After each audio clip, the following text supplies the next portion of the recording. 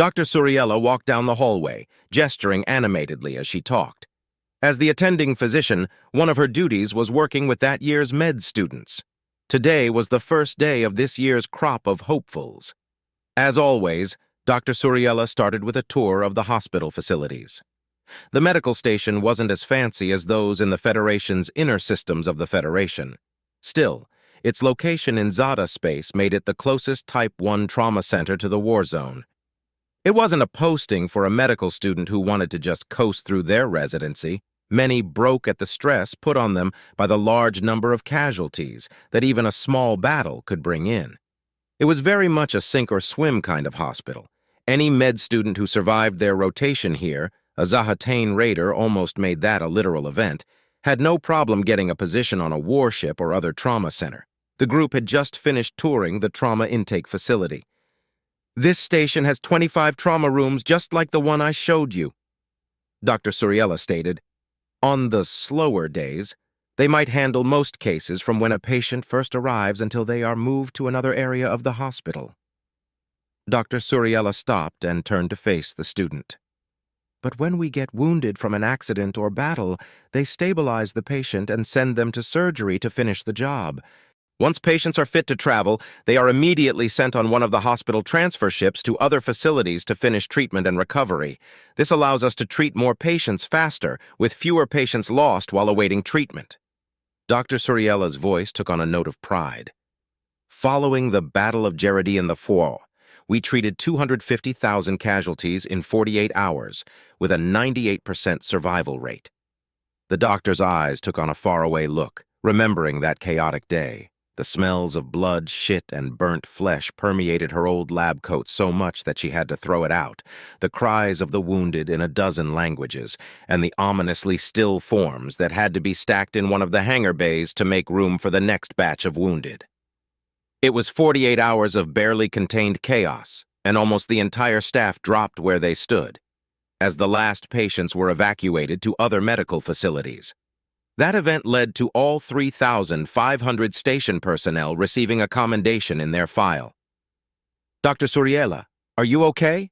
one of the med students asked.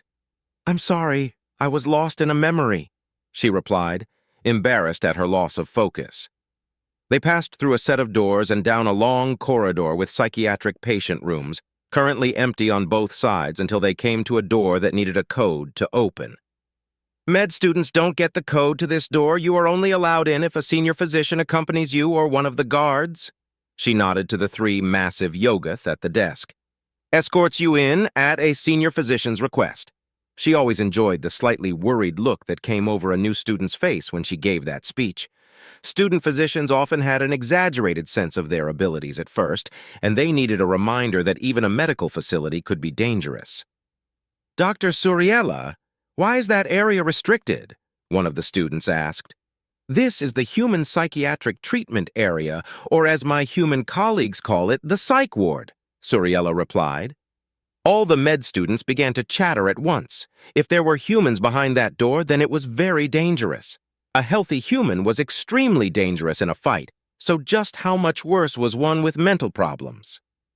Dr. Suriella led the students down the hallway until they came to a desk with a human doctor and 2 more Yogath orderlies. Being a ward for humans, it explained why Yogath was at the door and inside. They were big enough to have at least a chance to detain an out-of-control human. Dr. Suriella addressed the human. "Dr. Saunders, how are you today?" Dr. Saunders looked up. "Well, hello there, Dr. Suriella. I'm doing well, and it's been a quiet day." He then scanned the faces of the med students before saying, "Fresh meat for the grinder?" Dr. Suriella laughed and said, "Some of them might survive." Both doctors enjoyed the looks of alarm from the students. "How many patients do we still have?" Dr. Suriella inquired. 2. "We discharged PVT Lane this morning," he replied sadly. She asked, "And the Sagjidis still here?" Dr. Saunders replied, "Yes and no change," his voice sharing the same sad tone. After that, Dr. Saunders rose and walked to the door. He looked at the Yogath. "Yasil, you feel like taking a walk with me?" The Yogath just nodded his assent and opened the door. After all the others filed in, he shut and touched the keypad that secured the door. Dr. Saunders walked backward while explaining to the med students what each compartment was for. There were various forms of treatment rooms. Some just looked like a lounge with chairs and a couch. One had a room with soft walls that he called the rubber room, in case a patient needed a safe spot to lash out. The individual patients' rooms were somewhat Spartan, but still pleasant. Sound and video systems let them pick an environment that felt relaxing to them. Dr. Saunders explained, "With modern medicine, humanity has managed to eliminate most mental health issues via gene therapy, medical and psychological support. Occasionally, one slips through the system. There are a few mental illnesses that can pop up later in life, so facilities like this allow for diagnosis and the start of treatment. Once they are no longer a danger to self or others, they are sent back to one of our colonies." Gesturing to one of the rooms, "Being in a combat zone, we mainly get patients of psychic attacks or that need a short time away from the front." Nodding to Dr. Suriella, "The good doctor's people have been instrumental in expanding our ability to deal with psych issues that pop up. The Rothian psychic abilities have been invaluable in dealing with the effects of psychic warfare." Dr. Suriella spoke up, "The humans are naturally resistant to most psionic abilities. This makes them immune to all but the strongest psionic attacks." Dr. Saunders continued, "Which is a blessing and a curse. It just means the attacks have to be that much more powerful to impact the average human mind. Fortunately for us, any negative impact of those assaults is usually short-term, and we can finish treatment here." One of the med students raised a tentacle. "If they are resistant to psionics, then what kind of treatment is used?" Dr. Suriella smiled. "A very good question. Sometimes they just need time to talk and work through the issue. Others might require more support, either medications or low-level psychic treatments." At this reply, several students raised an appendage. "I thought you couldn't use psychic therapy on them, Dr. Suriella. If you remember, I said resistant to most psionic abilities," she explained. "But those with minimal intrusion can be used indirectly," she continued. "For example, we cannot use our abilities to make them calm or to sleep, but we can project a feeling of calmness in the surrounding environment, such as the feeling of being in a peaceful place, like a garden or a religious building." "That is what 2 of our patients are here for," Dr. Saunders replied. He stopped before an open door. "Morning, Mike. How did you sleep?" The students crowded behind the doctor for a better look. Inside was a human, tall, with pinkish skin, dark hair, and eyes. They were currently inspecting all the faces in the doorway. "I slept pretty good, Doc. Best in a long time." Upon seeing Dr. Suriella, he got a smile on his face. "Hey, Doc Suriella, how you been?" "Hello, Mike. I've been doing pretty good." She tossed her head to indicate the students before continuing. "Busy, as always." "Do you mind if we discuss your case with these students? They are starting their rotation," Dr. Saunders inquired. The human merely shrugged his shoulders. "Sure, Docs." Dr. Saunders began to explain what post-traumatic stress disorder, PTSD, is. He explained what could trigger it and the various symptoms. He nodded to Mike. In Mike's case, he only developed an acute case that has improved over the last few weeks. "You feel like sharing with them? It's fine if you're not ready." Dr. Suriella said Mike's eyes took on a faraway look before he replied, "I'll give it a shot, Doc." He looked past her and noticed the Yogath standing behind them. "Hey, Yasil, wanna come stand by me?" The Yogath made his way into the room, exchanged a handshake with Mike, and stood behind him. At the look of apprehension on the med. Students' faces, Mike explained, "One of my close battle buddies was a Yogath. He always had my back, so it makes me feel safer when Yasil is near when I talk about it." Mike looked at Dr. Saunders before asking, "Censored or uncensored version, Doc?" Dr. Suriella answered the question. "All of it. They'd better get used to it." Mike started, "I'm just a ground pounder, infantry if you've never heard the term, of 325th Legion Federation Army. We're nothing fancy. We don't get the glory like the flyboys, mech jockeys, or the tin cans. We usually get the crap end of the stick, but we get it done." We'd been on Balas 3 for about 2 weeks, holding the hands of some engineers and techs salvaging a crashed Zith recon ship. Since we were behind our lines and the nearest Zith base was 10 light years away, Command only sent 2 squads. So imagine our surprise when a Zith cruiser jumped out of FTL and landed right in our laps. Our transport ship was a floating wreck before they even knew what hit them. Mike continued, "Lucky for us, they wanted their ship and didn't just bombard us from orbit. They sent down a pair of dropships, so we pulled back to the wreck, using it for some cover while we sent the engineers and techs deeper into the ship. I don't know how many there were, but they had at least a 2. One advantage. We skirmished a bit as they approached the ship, but we had to fall back into the ship. A lucky, or I guess unlucky, shot took out the generator that had been powering our lights inside the ship. Have you ever been in a starship without power? It's darker than you can believe.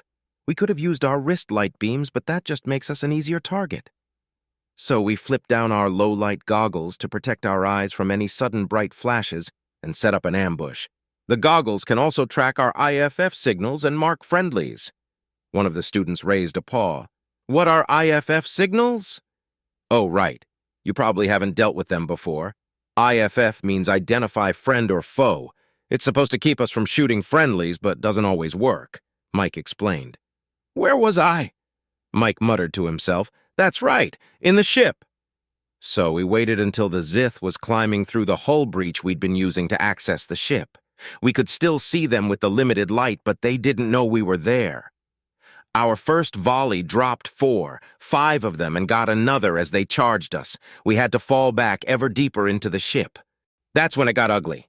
Neither of us could see, so it was just random firing, grappling with an enemy you couldn't see and barely feel inside our armor. You'd try to stick a knife in one, only to hit the wrong body part. Throw a punch or elbow and connect with a wall instead. Mike got quiet and his eyes looked past everyone until Yasil put a hand on his shoulder, and then Mike shuddered for a second. His eyes focused again, and he took a deep breath and let it out slowly. Dr. Saunders looked at Mike with concern in his eyes. "Do we need to stop, Mike?" he asked. "We lost you for a second." Mike shook his head from side to side. "It's okay, Doc. I can finish it." "I don't know how long the fighting went on," Mike said, picking up where he left off. "It felt like days in that chaos. And then some idiot dropped a grenade. No idea which side did it. The Zith I was fighting took the brunt of the explosion in its back, but it still threw me into a wall. I don't know how long I was out, but the alarm for a suit breach that got my attention. I couldn't even see where it was to patch it. In my panic, I forgot Balas 3 had a breathable atmosphere. It was just very thin and cold. It wasn't long after I regained consciousness that lights turned on again and I saw medics and other troops moving around the ship. Zith and Federation troops were still locked together in death. In some places, the bodies were so jumbled together you couldn't tell friend or foe. I saw one of the engineers being carried out on another stretcher. I found out later those crazy bastards picked up any kind of weapons they could and joined the fight. They held their ground and died where they stood. Not a single Zith got past them. I still visit that ship in my nightmares. Fighting in the pitch-black darkness, the alarm on my suit and the gore spattered from floor to ceiling of the corridors. Blood in a half-dozen colors streaked the walls and pooled at the medic's feet as they carried me out. But I've been getting better with their help. I get some sleep now, nodding his head toward the doctors. Dr. Suriella spoke up. Time to get back to the tour, and turned to walk down the corridor. Dr. Suriella? She turned back to the student who addressed her. You said there were 2? 2, Dr. Suriella replied, not understanding the question. You said there were still 2 patients in the ward and we only saw 1. Another student piped up. Dr. Saunders answered with sadness in his voice. You are correct. There is another here. His name is Sergeant William Danvers, he replied while opening the door and leading them down the corridor. Instead of the door, he led them over to the nurse's station. He gestured to a pair of monitors. The screens showed an older human male sitting in a padded room with no furniture. What was visible of the man's arms were heavily scarred from a lifetime of combat. The man just stared at the wall opposite him, not moving a muscle. Dr. Saunders keyed the mic and spoke into it. How are you doing today, St. Danvers? The man didn't react in any way. If you didn't see the screen displaying his vital signs, you'd think he was dead. Dr. Saunders let go of the button and turned to face the students. He rarely answers. He'll eat and drink if fed. We clean him up as needed. Another student asked, why is he in the padded room? Is he dangerous? Dr. Saunders chuckled. Sergeant Danvers is one of the most dangerous humans in the military, but right now, this is for his safety. Sometimes the flashbacks are particularly bad and he will reenact the fighting, so it's better for him and the furniture to keep the space bare. So what happened to him? The same student asked. Dr. Saunders replied, Sergeant Danvers and his unit were on Yellen 2, trying to clear the Zith out of the largest city. Urban warfare is particularly dangerous and stressful for our troops. Danger comes from all sides, top and bottom. Even clearing out an area doesn't mean it stays clear. Dr. Saunders continued. Sergeant Danvers' unit was taking fire from several buildings at a crossroads. They cleared the other two, and Sergeant Danvers threw a grenade into the 2ND floor room the Zith was firing from. Sergeant Danvers and a pair of his troopers charged up the stairs and into the room.